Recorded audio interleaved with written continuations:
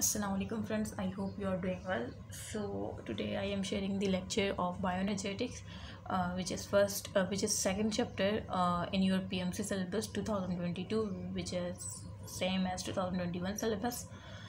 So first chapter is biodiversity. First chapter जो है biodiversity का है, जिसमें एसर लाइफ वैरायटी ऑफ लाइफ आ जाती है, जो कि बहुत ही कॉमन।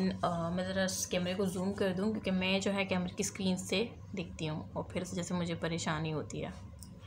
और वैसे भी जो है ना रात तो मैं पढ़ के ना इस साइड का तो बायोडाइवर्सिटी एसर लाइफ और वैरायटी ऑफ लाइफ है, ठीक है। और सेकंड जो है हमारे पास बायोएनर्जेटिक्स है। सो ये एसर लाइफ डाइवर्सिटी वाली तो आप लोग खुद भी पढ़ सकते हैं, ठीक है। और इसमें बहुत मतलब कॉमन से MCQs आते हैं, लेकिन जो मोस्ट जो आप लोगों को जो जिससे डर लगता है ना वो बायोएनर्जेटिक का चैप्टर है, ठीक है। बायोएनर्जेटिक एक ऐसा चैप्टर है जो कि हर स्टूडेंट जो है इसको लेके बहुत ज़्यादा परेशान है। और मेरे पास बहुत ज़्यादा रिक्वेस्ट आई इस चैप्टर की, यहाँ तक कि मेरी अपनी फ्रेंड्स भी बायोएनर्जेटिक्स का ही कह रही है, ठीक है क्या। और इंशाल्लाह मैं ये कवर करवा दूँगी। अगर इसमें आप लोग कॉन्सेप्ट की मतलब आप लोग रट्टे की तरफ जाते हैं देन फिर आप लोग को मुश्किल लगता है। मुझसे तो कभी भी रट्टा नहीं लगता, और मैं रट्टा लगाती हूँ तो मुझसे लगता भी नहीं है, भले मैं पूरा दिन ही लगा दूँ। कॉन्सेप्ट लेके पढ़ेंगे ना तो आपको प्रॉब्लम नहीं होगी, नहीं आपको टेंशन होगी, ठीक है। अच्छा, सो स्टार्ट करते हैं बायोएनर्जेटिक्स का। ये हमारा बायोलॉजी का सेक्शन है इंशाल्लाह। उसके बाद biological molecules, cell structure, function, ये सब बहुत ज़्यादा मतलब जो है इजी चैप्टर है, ठीक है। और इंशाल्लाह ये भी कवर करवा दूँगी। और मैं जो है मैं एक्चुअली बहुत ज़्यादा डिटेल में बढ़ाती हूँ और वीडियो बहुत ज़्यादा बड़ी हो जाती है और मेरे पास खुद भी टाइम नहीं होता, तो इस वजह से मैंने थोड़ा सा ना अपने पढ़ाने का स्टाइल मतलब थोड़ा सा फास्ट करूँगी मैं, मुझसे क्योंकि बहुत ज़्यादा टाइम कंज्यूम हो जाता है वीडियो बनाने में, तो इस वजह से जो है मैं थोड़ा फास्टली मूव करूँगी। और वो बच्चे जिन्होंने कहा था कि हमें मतलब रीडिंग ही नहीं कर सकते हम, उन्होंने मुझसे कहा था कि मतलब आपके स्टूडेंट ने कि ऐसी वीडियो बनाई जिसमें आप हमें बताएं कि किस तरह से रीडिंग की जाती है, रीडिंग करने का तरीका क्या होता है, ठीक है। तो इंशाल्लाह वो वीडियो मैं जल्द अपलोड करूँगी, ठीक है। सो आज जो है हम बायोएनर्जेटिक का स्टार्ट करते हैं।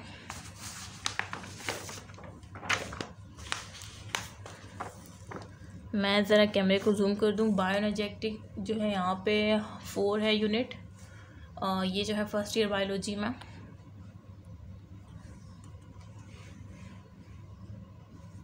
ये जो है ना ये मतलब ये वो है कि after completing this lesson you will be able to मतलब आप सबके आंसर दे सकते हैं। उसके फिर मैं लाइव सेशन अरेंज करूँगी जिसमें मैं आप सबसे पूछूँगी ये सब, ठीक है। एक स्टूडेंट का नाम कॉल करके और फिर उससे जो है हम पूछेंगे, ठीक है। इस तरह से फिर आपकी ना मतलब एक टेस्ट होगा। सो ये देखें, ये हमारे पास आ जाता है बायोएनर्जेटिक का फर्स्ट इंट्रोडक्शन कि living things can not grow, reproduce और एग्जिबिट में of the characteristics of life without of a ready supply of energy. मतलब लिविंग थिंग्स जो है जो जानदार चीज़ें हैं, जो जानदार है वो ग्रो ही नहीं कर सकते, वो रिप्रोड्यूस ही नहीं कर सकते, एक्सिबिट नहीं कर सकते, कोई भी कैरेक्टर एक्सिबिट नहीं कर सकते without the ready supply of energy. मतलब जब तक उनके पास एनर्जी नहीं होगी, ठीक है। एनर्जी नहीं होगी, जाहिर सी बात है रमज़ानों में हमसे कोई काम नहीं होता क्योंकि हम खाते पीते तो है नहीं, तो हम पे मतलब वो हाँ सहरी कर लेते हैं अल्हम्दुलिल्लाह, लेकिन वो वाली एनर्जी नहीं होती है हमारे पास जो बाकी दिनों में होती है, ठीक है। So same as all metabolic reactions involve energy transfer. तमाम जो मेटाबॉलिक रिएक्शंस हैं उन सब के लिए जो है एनर्जी चाहिए होती है, ठीक है। विदाउट एनर्जी जो है वो प्रोसेस नहीं हो रहे होते। So the quantitative study of energy relationship in biological system is called bioenergetics. जो क्वांटिटेटिव स्टडी है, ठीक है, study of energy, quantitative study, ठीक है। इस तरह के MCQ आते हैं, वहाँ पे क्वालिटेटिव लिखा होता है और आप लोग तो बस देखा है MCQ जब आसान होता है तो भी उसमें गलती कर देते हैं क्योंकि आप ओवर कॉन्फिडेंस हो जाते हैं, और कॉन्फिडेंस भी इंसान के लिए जो है ना ख़तरा होता है ठीक है। मेरी छोटी बहन ओवर कॉन्फिडेंस है बहुत है, तो मैं उसे कहती हूँ इतना ज़्यादा ओवर कॉन्फिडेंस नहीं होता है, ये आपके लिए नुकसान भी हो सकता है, नुकसानदेह भी हो सकता है, क्योंकि जिस तरह से मैं बता रही हूँ क्वांटिटेटिव वहाँ पे लिखा होगा MCQs में कि क्वालिटेटिव स्टडी ऑफ एनर्जी, ठीक है।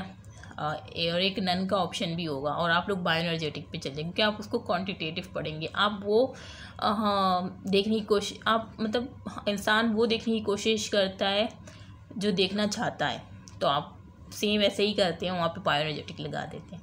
वो देखें जो असल में है, जो रिलेटिव बता रही है आपको, ठीक है।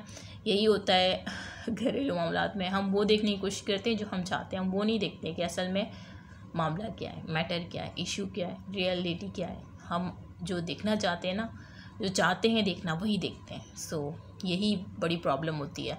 सो क्वांटिटेटिव स्टडी है, ये MCQs आ सकता है, और मैंने आपको बता दिया किस तरह से इसमें मिस्टेक हो सकती है। Biological energy transformation of the law of thermodynamics, ये भी आ सकता है कि बायोलॉजिकल एनर्जी ट्रांसफॉर्मेशन जो है, जो ट्रांसफॉर्मेशन होती है एनर्जी की एक फॉर्म से दूसरी फॉर्म में, ठीक है, वो किस तरह से होती है, वो कौन से लॉ को ओबे करती है, वो लॉ ऑफ थर्मोडायनेमिक्स को ओबे करती है। ये शायद मैं पढ़ा भी चुकी हूँ, सेकेंड ईयर फिजिक्स का शायद लास्ट चैप्टर था फेडरल के लिहाज से, जबकि पंजाब और सिंध के लिहाज से जो है ये फर्स्ट चैप्टर है उसका, फर्स्ट ईयर फिजिक्स का, ठीक है। सो यहाँ पे जो है अब हम स्टार्ट करते हैं ये फाइनली दिस चैप्टर डील्स, मैं ज़रा कैमरे को जूम कर दूँ।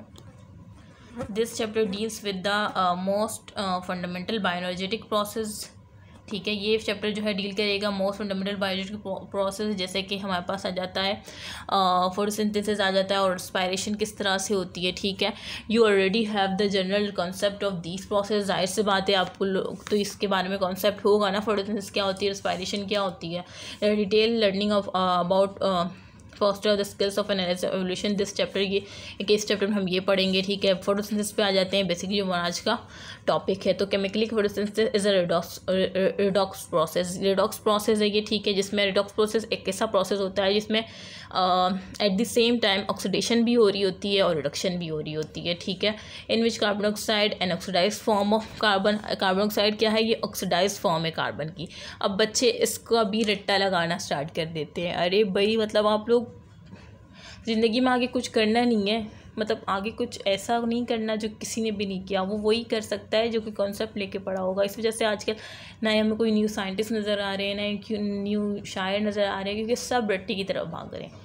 बस गोल अचीव करना है यार, गोल अचीव नया अगर हो भी जाए तो क्या फ़ायदा जब आप लोग में जो है मतलब उस लायक ही नहीं है जब आप लोग, ठीक है। सो ये जो है ऑक्सीडाइज फॉर्म ऑफ कार्बन है, मतलब ऑक्सीडेशन होती है, ऑक्सीडेशन रिडक्शन। ऑक्सीडेशन में होता है लॉस ऑफ हाइड्रोजन और लॉस ऑफ इलेक्ट्रॉन और गेन ऑफ ऑक्सीजन, ठीक है। तो यहाँ पे ये जो है it is oxidize form of carbon, मतलब कार्बन जो है ऑक्सीडाइज फॉर्म है, मतलब इसके पास ऑक्सीजन है, ठीक है। Addition of oxygen is called oxidation, so carbon is oxidize form of carbon, ठीक है। सो अब आपको ये रट लगाने की ज़रूरत नहीं होगी। इस रिड्यूस्ड इनटू ग्लूकोज, और ये रिड्यूस हो जाता है किसमें, ग्लूकोज में। अब रिड्यूस में रिडक्शन में क्या होता है, लॉस ऑफ ऑक्सीजन। अब जाहिर सी बात है या ये जो है लॉस रिडक्शन में लॉस ऑफ ऑक्सीजन होता है, ठीक है। 3 वे से हम देखेंगे, एक वे से नहीं। और सेकंड वो होता है gain of electron, gain of hydrogen. अब इन तीनों में से कोई भी एक हो रहा होगा ना, then is called that atom is reduce, ठीक है, कि वहाँ पे जो है क्या कौन सा प्रोसेस हुआ, रिडक्शन का हुआ, ठीक है। सो इस रिड्यूस इनटू ग्लूकोज, ये रिड्यूस होता है किसमें, ग्लूकोज में, and reduce form of carbon. अब ग्लूकोज क्या है, रिड्यूस फॉर्म है किसकी, कार्बन की, ठीक है। मीन कार्बन जो है वो रिड्यूस हो गया ना ग्लूकोज में, तो ये रिड्यूस फॉर्म है कार्बन की, ठीक है। मीन इसमें क्या हुआ है कि कार्बन ने जो है गेन किया है हाइड्रोजन, इसी वजह से वो रिड्यूस फॉर्म ऑफ कार्बन कह रहा है। Water act as reducing agent, यहाँ पे जो वाटर होता है ना वो एक्ट करता है किसके तौर पर, रिड्यूसिंग एजेंट के तौर पर। ये बेसिकली बहुत कॉमन बातें लग रही होंगी आपको, ठीक है, लेकिन असल में ये ऐसा है ही नहीं, क्योंकि अगर आपने यहाँ पे आपको यही नहीं पता कि carbon oxide is which form of carbon, तो ऑक्सीडाइज फॉर्म ऑफ, और किस तरह से, वो भी मैं आपको बता रही हूँ यहाँ पे कि किस तरह से। और इस तरह से ग्लूकोज क्या है, कार्बन की कौन सी फॉर्म है, रिड्यूस फॉर्म है, ठीक है। ये ऐसे कॉन्सेप्ट है कि आपके क्लियर होने चाहिए। अगर ये मतलब कोई मुझे लगता है कि ये आपको पता होते मतलब नहीं होने चाहिए, दिन मैं आगे मूव करती, लेकिन मुझे ये आपको समझाना है कि किस तरह से जो है ये कह रहे हैं। Water act as reducing agent, यहाँ पे वाटर जो है एक्ट करता है रिड्यूसिंग एजेंट के तौर पर, ठीक है। Which is oxidize into oxygen, जो कि ऑक्सीडाइज करता है इनटू ऑक्सीजन में, ठीक है। मतलब वाटर जो है यहाँ पे रिड्यूसिंग एजेंट के तौर पर। अब रिड्यूसिंग एजेंट कौन सा है, अब यहाँ पे ऐसे वो आ रहे हैं जो कि आपको बताना पड़ रहा है। रिड्यूसिंग एजेंट ऐसे एजेंट्स होते हैं जो कि क्या हो जाए, जो खुद ऑक्सीडाइज हो जाए और दूसरों को रिड्यूस कर दे, ठीक है, जो खुद ऑक्सीडाइज हो जाए और दूसरे को रिड्यूस कर दे। लिख लें ये बात अगर किसी को नहीं पता, ठीक है। तो वाटर जो है वो क्या हो जाता है, खुद ऑक्सीडाइज हो जाता है और दूसरे को क्या कर देता है, रिड्यूस कर देता है। किस तरह से, मतलब दूसरे किस तरह से रिड्यूस करता है, वाटर जो है हाइड्रोजन दे देता है किसको, कार्बन को। मतलब उसने क्या किया, उसने खुद को तो ऑक्सीडाइज कर लिया, लॉस ऑफ हाइड्रोजन कर लिया ना, और दूसरे को जो है ना गेन करवा दिया, मतलब दूसरे को रिड्यूस करवा दिया। तो इस वजह से वाटर जो है वो रिड्यूसिंग एजेंट है, ठीक है, जो कि ऑक्सीडाइज करता है which is oxidize into oxygen. जाहिर सी बात है जब वो हाइड्रोजन को दे देगा तो वो किस में ऑक्सीडाइज हो जाएगा, ऑक्सीजन में हो जाएगा ना, ड्यूरिंग दिस प्रोसेस, इस प्रोसेस के दौरान, ठीक है। मैं ज़रा आपको बता देती हूँ अगर आपको समझ नहीं आ रहा। ये है हमारे पास वाटर, ठीक है। अब ये क्या करता है, ये वाटर ये रिड्यूसिंग एजेंट के तौर पर काम करता है। मतलब ये खुद क्या हो जाता है, ये खुद ऑक्सीडाइज हो जाता है। ये क्या है, रिड्यूसिंग एजेंट है। रिड्यूसिंग एजेंट मीन ये खुद क्या हो जाएगा, ये ऑक्सीडाइज हो जाएगा और दूसरे को रिड्यूस कर देगा। खुद ऑक्सीडाइज हो जाएगा मतलब क्या, ऑक्सीडेशन में क्या होता है, लॉस ऑफ, यहाँ पे हाइड्रोजन है ना, तो इसके रिस्पेक्टिव देखेंगे, लॉस ऑफ हाइड्रोजन होगा, ठीक है। तो ये जब निकल जाएगा तो ये खुद क्या हो गया, ये खुद ऑक्सीडाइज हो गया। ये अगर रिमूव हो गया इसका ये हाइड्रोजन, तो ये वाटर खुद क्या हो गया, ये खुद ऑक्सीडाइज हो गया, ठीक है। और इसने दूसरे को क्या कर दिया, जाहिर सी बात, इसने जब ये हाइड्रोजन दिया है तो ये किसी और के पास जाएगा ना, जिसके पास भी जाएगा, लेकिन इसने ये क्या कर दिया, उसको दे दिया, ठीक है। तो ये जो है, ये इसने दूसरे को क्या कर दिया, दूसरे को इसने रिड्यूस कर दिया, ठीक है। तो खुद जो ऑक्सीडाइज हो जाए दूसरे को रिड्यूस कर दे, उससे रिड्यूसिंग एजेंट कहते हैं, ठीक है। ये अब आ जाता है हमारे पास, कहाँ पे थे हम, हाँ, in this bioenergetically photosynthesis can be defined as an energy conversion process in which energy poor molecule carbon dioxide and water transfer into energy rich molecule such as glucose. तो ये तो आपको पता है कि बायोएनर्जेटिकली फोटोसिंथेसिस में हम बेसिकली पढ़ेंगे क्या, इसमें एनर्जी कन्वर्शन हो रही होती है, ठीक है। एनर्जी कन्वर्शन प्रोसेस होता है जिसमें एनर्जी पुअर मॉलिक्यूल जैसे कार्बन डाइऑक्साइड हो गए, जो कि एनवायरनमेंट से प्लांट हासिल करता है, और वाटर जो है जो कि रूट से जो ऑब्टेन करता है, ठीक है, are transfer into energy rich molecule. अब ये कार्बन डाइऑक्साइड वाटर, जो ये कार्बन डाइऑक्साइड एनवायरनमेंट से ले रहा है प्लांट, वाटर जो है रूट के थ्रू ले रहा है, ठीक है। तो इन दोनों की, ये दोनों क्या है, ये एनर्जी पुअर मॉलिक्यूल है, ठीक है, एनर्जी पुअर मॉलिक्यूल है ये। और इस एनर्जी पुअर मॉलिक्यूल को एनर्जी रिच मॉलिक्यूल में कन्वर्ट किया जाता है by the process of photosynthesis. और वो कौन सा कंपाउंड है, ग्लूकोज है, ठीक है। द एक्स्ट्रा एनर्जी जो होती है ना is absorb in the form of sunlight. जो एक्स्ट्रा एनर्जी होती है ना वो एब्जॉर्ब हो जाती है किसकी फॉर्म में, सनलाइट की फॉर्म में, of the by the photosynthetic pigment. मतलब फोटोसिंथेटिक पिगमेंट के जरिए जो है जो एक्स्ट्रा एनर्जी होती है वो स्टोर हो जाती है, ठीक है। अब ये the overall reaction of photosynthesis can be summarize. अब ये पूरा रिएक्शन बताया हुआ है। अब देखें, इसमें आपको मज़ीद ये बात क्लियर हो जाएगी। कार्बन डाइऑक्साइड मैंने क्या बताया था, ये ऑक्सीडाइज फॉर्म है कार्बन की, ठीक है, मीन इसके पास कार्बन के साथ ऑक्सीजन है तो ऑक्सीडाइज फॉर्म है कार्बन की। और ये वाटर जो है क्या है, रिड्यूसिंग एजेंट है, ठीक है। अब ये जो है, अब यहाँ पे रिडक्शन ऑक्सीडेशन शो की हुई, कार्बन डाइऑक्साइड और वाटर ने लाइट की प्रेजेंस में, in the presence of light और क्लोरोफिल की प्रेजेंस में ग्लूकोज बनाया, ठीक है।